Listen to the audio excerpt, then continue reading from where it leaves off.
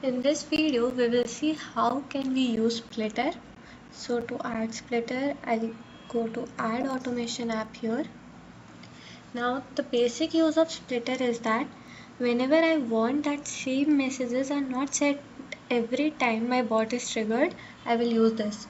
So basically when I want that my bot looks like a smart bot, or it seems that there is some human intervention and the person using it does not get same message every time.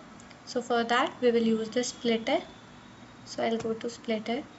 Now here I can add routes. So for example, I add 3 routes here. Now this is the probability that the bot will go in that direction. So for example, I'm setting it 50% here. I can change this as per my convenience. I'm setting it 50% here, and I'm setting it 20% here. So the third route will be automatically this. I will save the splitter. Now I can add a new block to each one of them. So to test this, let's take a text message. Route 1 is hi 1. Route 2 will be hi 2.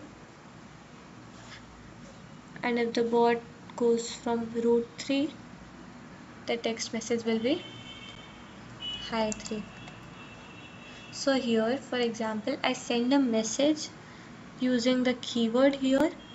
Then the bot can choose any of the routes given here, and the probability of bot choosing a specific route will be this percentage that we define here. So let's run this bot a few times and then check. Here you can note that when same keyword is used, the bot has replied with 3 different kinds of answers, and the maximum one is hi 1 here because the probability for route 1 was set as 53%, and that was the majority.